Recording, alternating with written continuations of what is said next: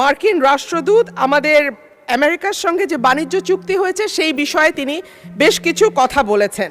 তার মধ্যে উল্লেখযোগ্য হলো দুই দেশের মধ্যে আমদানি রপ্তানির ঘাটতি, বাংলাদেশের কৃষি ও জ্বালানি পণ্য আমদানির প্রতিশ্রুতি, দেশে ব্যবসার পরিবেশ উন্নয়ন ও বিনিয়োগ আকর্ষণের জন্য নীতি সংস্কারের বিষয়গুলো মার্কিন রাষ্ট্রদূত তুলে ধরেন।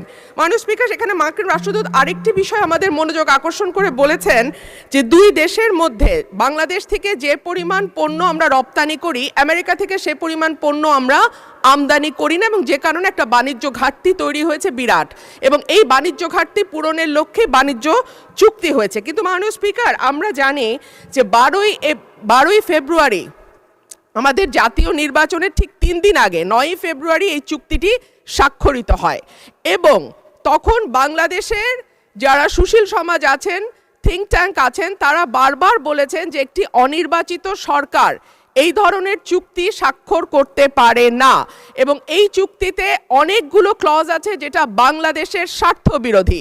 সুতরাং নির্বাচনের পরে যখন একটি নির্বাচিত সরকার আসবে তখন যেন এই চুক্তিটি স্বাক্ষরিত হয়।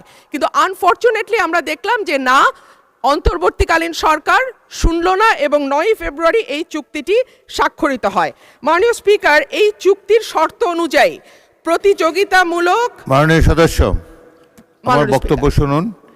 এটি কোনো পয়েন্ট অফ অর্ডার হলো না। 301 বিধিতে আপনি পড়লে দেখতে পাবেন যে পয়েন্ট অফ অর্ডার সংসদে চলমান বিষয়ের উপরে হতে হয়, কিংবা সংসদ কাজে শৃঙ্খলা রক্ষার জন্য হতে হয়। আপনি একটি নতুন প্রশ্ন উত্থাপন করেছেন, আপনি নোটিশ দেন, এটি বিবেচনা করে দেখা হবে। ধন্যবাদ। মাননীয় স্পিকার, একটা মিনিট। মাননীয় স্পিকার, এই চুক্তিটি 60 দিনের মধ্যে যদি সরকার চায় তারা এটিকে বাতিল করতে পারে এবং চুক্তিটি সংসদে আনা হোক। এটি পয়েন্ট অফ অর্ডার হিসেবে গ্রহণ করতে পারছি না বলে দুঃখিত।